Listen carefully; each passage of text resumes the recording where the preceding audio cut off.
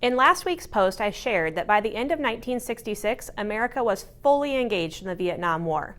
Some Americans were in opposition of the war, so war protests were becoming a common thing on the home front, chanting things like "Make love, not war," while pro-war Americans carried banners urging people to support the troops. It was a clash of slogans and ideals that would rage on for the next 5 years. My name is Jaxon Smit, and I am a sophomore at Ridgeview High School. In February of 2019, I had the honor of interviewing Vietnam veteran Lane Volkert. I am Lane Volkert. I joined the Air National Guard when I was a senior in high school. Lane served with the 185th Tactical Fighter Squadron. He was a crew chief for F-100 Sabre fighter jets and F-4 Phantom jets. Lane was stationed at Phu Cat Air Force Base in Vietnam from May 1968 to May 1969 during the height of the Tet Offense. His plans were to go to college after high school, but when his squadron got activated in January of 1968, his plans changed. At the time, I was going to go to Iowa State for the winter quarters, and I figured I could do that and get my service time in, because you had to be a full-time student to not get drafted. So I thought I could get my service obligation in, plus go to school, but that kind of backfired when my unit got activated. So I really didn't get back to any college courses till after we got back from Vietnam. Because we all know that things seldom never go as planned, Lane's boot camp experience wasn't what he expected. My basic training was in San Antonio, Lackland Air Force Base, but they were really hurting for troops at the time, and I went into basic training with a sprained ankle, so I really got by pretty good in basic training. I couldn't do everything, so that was a plus. So, I mean, it's not like the Marines or Army, but there was some things that were pretty tough, but we struggled through it with a sprained ankle. Can you guess one of the lessons Lane learned from basic training? It taught you really to respect people. So I was pretty much warned how basic training would go because my brother was in a couple years earlier than me. After basic training, Lane was off to overseas training before ending up in Vietnam. Lackland Air Force Base first for basic, then I went to Shepherd Air Force Base, which is in northern Texas, for my tech school. And when I got back, I got to go to one guard meeting, which I had gone through high school because we signed up early. But I actually went to one guard meeting, and then we got activated. So most of us got sent to Clovis, New Mexico for overseas training, so we actually knew where we were going. And other than that, then we took our whole squadron, planes and all, and ended up in Vietnam. And that, like I said, that was Phu Cat Air Force Base. The main objective of Lane's squadron was fighter planes flying support for all the troops. Lane explains a little more about his job as a crew chief. I was a crew chief on the jet fighters, so we had to pretty much have the plane ready to fly, and when it was time, we had to get it started and strap the pilots in and go down the end of the runway and pull all the pins and send them off and be waiting for them when they came back, if they came back. So it was very hot. Our base got mortared pretty much every day, and after a month of that, we could sleep through a mortar attack. We got tired of going to the bunker. We just decided if it's going to hit us, it's going to hit us. So the first half of the year I was there, I worked 6 to 6 days, and the second half it was 6 at night till 6 in the morning. We've all heard about Agent Orange. Lane had the first-hand experiences with Agent Orange that he told me a lot about. The Agent Orange thing, that was nasty over there. We flew it out of our base. We loaded it. So it was like, actually it's 2,4-D, which I've sprayed all my life, but it was added with what they call 2,4,5-T, and that had dioxin in it.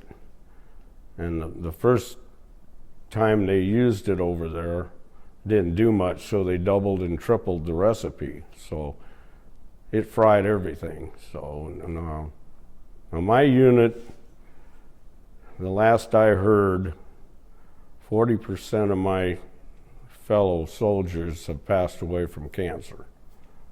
So right now I'm pretty lucky yet. So that's that's the downfall. I would not be afraid to join the service, 'cause you learn a lot, you learn respect, and we need people in the service. But uncalled for wars, no. The squadron served at Volkert for 1 year and 1 day, all 366 days, full challenges and experiences. A year and a day.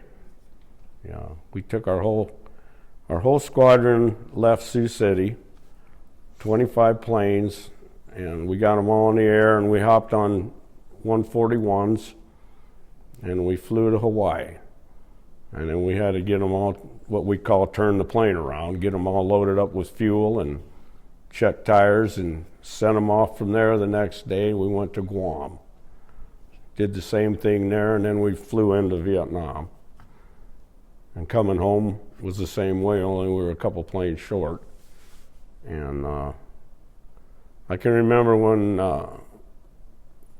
we didn't really care if we got left at Hawaii coming home, but I was the last guy on a 141 because I was at the end of the runway pulling the pins on all the planes that had to come back because they were going to go straight from Hawaii to Sioux City.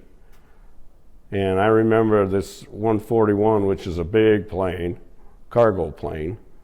The pilot pulled up and they opened the door up. I was the last guy on. A couple guys reached down and pulled me in the plane and says, "We're heading home." So yeah, it was kind of cool.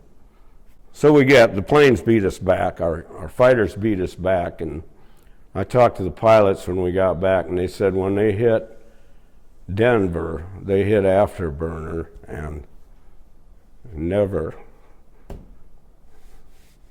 they let her rip. So it probably wasn't good on the plane, but they got home really fast, so past the sound barrier. So Lane shared so much information during our interview. He generously even shared some of the scariest moments in Vietnam. We flew with this guy every now and then, and I found out my cousin Roger Dreesen, that he's passed away a couple years ago from cancer, but he was going to be in Da Nang. I don't know how I found it out, but that's only 15 miles over the mountain.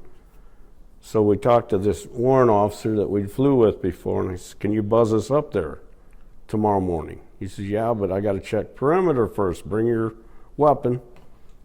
So we were checking perimeter, and all of a sudden, nothing. And we put it in the weeds, or the rice paddy, I should say. But we crashed it by 400 yards over and over and over and over. And anyway, we were hanging upside down in our seat belts, on, and we finally come to, and the pilot says, "You're going to go into shock. Just lay down, sit down," which we never did. He did, but we got the radio to work, and we called a gunship in.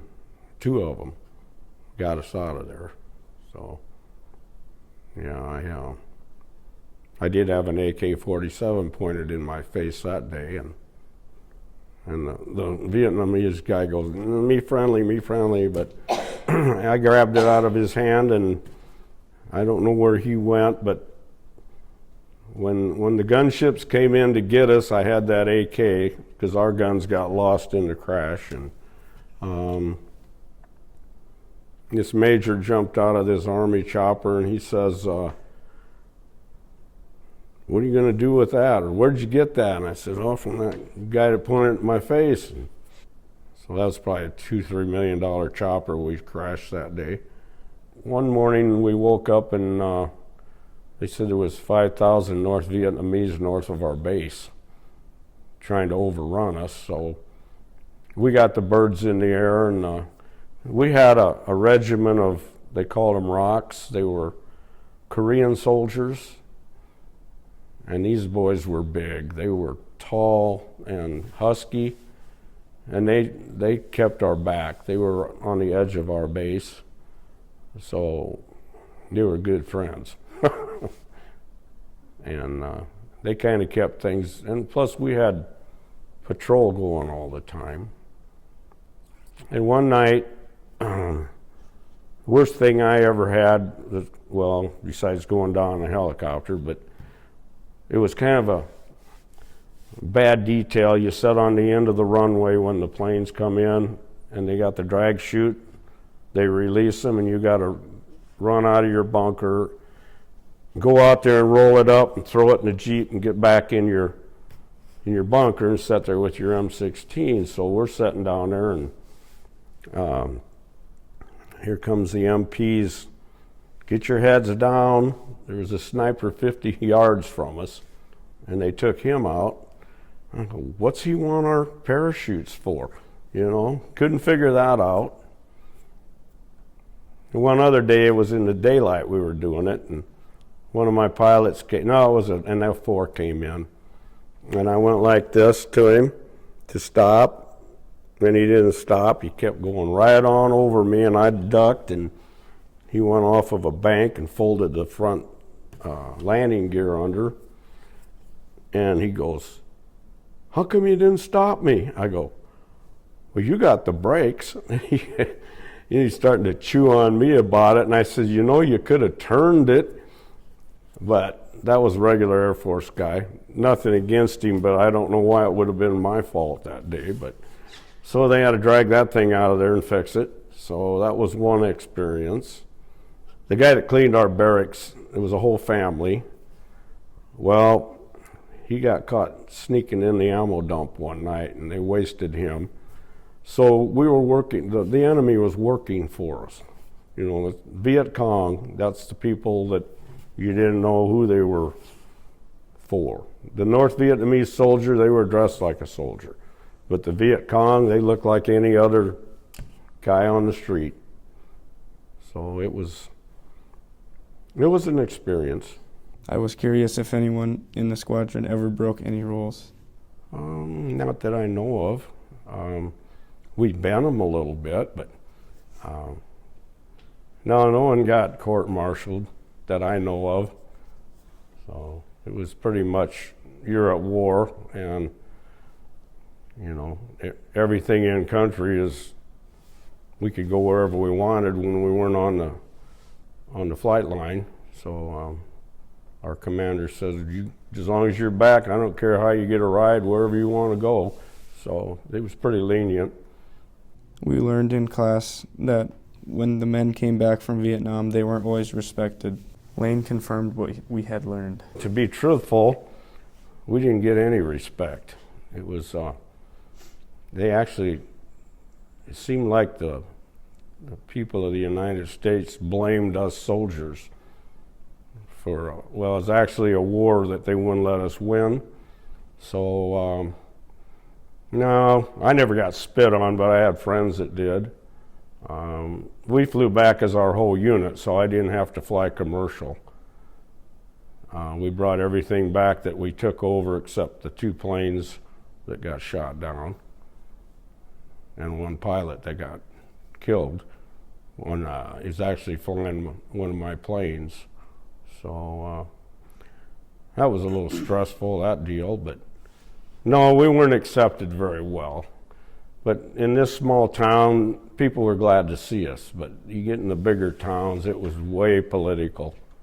So I thought I knew the answer to this question, but I asked Lane anyways. Did his time in the service change him? Well, yeah, I think it was for a plus. We actually got put in with the regular Air Force, our whole squadron, and we all received the commendation medal because if we got a job given to us, we did it, and it looked like the regular Air Force would slough it off till we did it. And we were basically a bunch of home farm boys that went over there, and did what we were supposed to do. I'm not sure I would have been willing to be in a helicopter crash or be the target of a mortar every single day, but I asked Lane if he would do it again. Yeah, I'd probably be a helicopter pilot. So, yeah, I wouldn't go to Canada like some people did. In closing, I'd like you to hear Lane's advice to me and my classmates. Yeah, my advice to your generation is, I guess, respect the military, because that's the reason you're free. Lane Volkert shared so many great stories with me during this interview. He turned 18 while in basic training and turned 19 while serving in Vietnam. The experiences he had at a young age are hard for me to even imagine. He shared funny stories, scary stories, and even sad stories. I'm grateful for the time I was able to spend visiting Lane. I learned so much. Thank you for taking the time to talk with me, and thank you for your service, Mr. Volkert.